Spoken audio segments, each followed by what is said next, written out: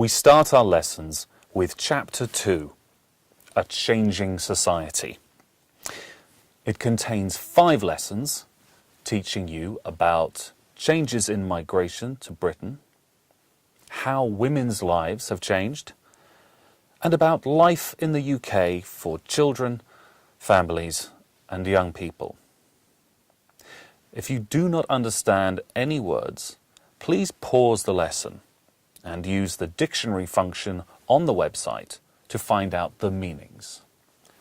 We have carefully simplified the government text to help you learn, but underneath me is the original text from the government handbook, so please make sure you read through it and understand the vocabulary they use. So here we go. We are ready to start our first lesson, which will be teaching you about migration to the UK, different reasons why people migrated here, and changes in migration after 1945. Many people living in Britain today have their origins in other countries.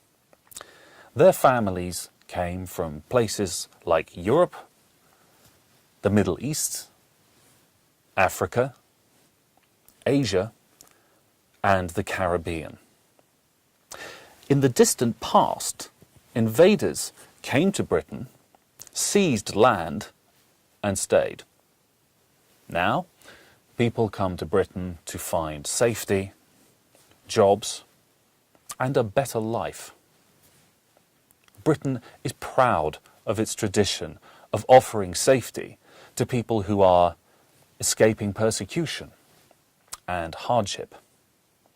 So people who are living in danger or in fear of their lives can come here and feel safe. And people who live in poor places or in places where there is no work can come here to find work and have a better life. For example, in the 16th and 18th centuries, Huguenots, or French Protestants, came to Britain to escape religious persecution in France. They were in fear of their lives because of their religious beliefs. In the mid-1840s, there was a terrible famine in Ireland.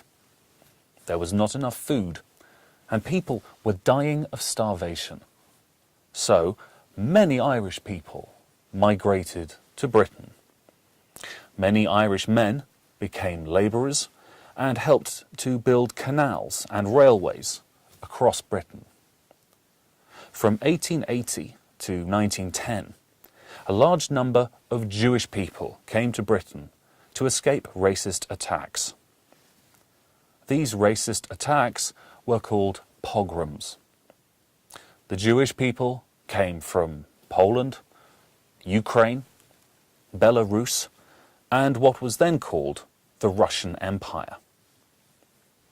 After the Second World War, 1939 to 1945, there was the huge task of rebuilding Britain. There were not enough people to do the work, so the British government encouraged workers from Ireland and other parts of Europe to come to the UK to help. In 1948, people from the West Indies were also invited to come and work. During the 1950s, the UK encouraged immigration because we needed more workers. So, many industries advertised for workers from overseas. They went to the West Indies to find people to drive buses. They went to India and Pakistan to find people to work in textiles and engineering in the north of England. And we also went to India and Pakistan to find workers for the Midlands. For about 25 years, people came from the West Indies, India, Pakistan, and Bangladesh to work and settle in Britain. In the late 1960s, immigration fell because new laws came in to restrict immigration to Britain. Controls were not so strict on people coming from old Commonwealth countries such as Australia, New Zealand and Canada.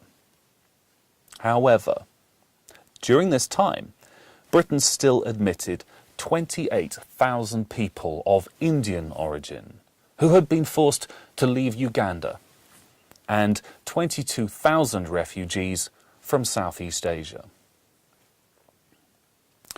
In the 1980s, the largest immigrant groups came from the United States, Australia, South Africa, and New Zealand. In the early 1990s, groups of people from the former Soviet Union came to Britain looking for a new and safer way of life.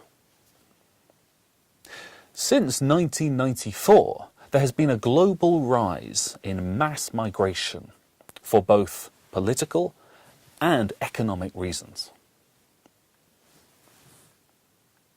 Before you move on to the next lesson, make sure that you understand all the key points that we have covered in the boxes below, such as some of the historical reasons for immigration to the UK before 1945, the main immigrant groups coming here after 1945, the countries they came from, and the kind of work they did.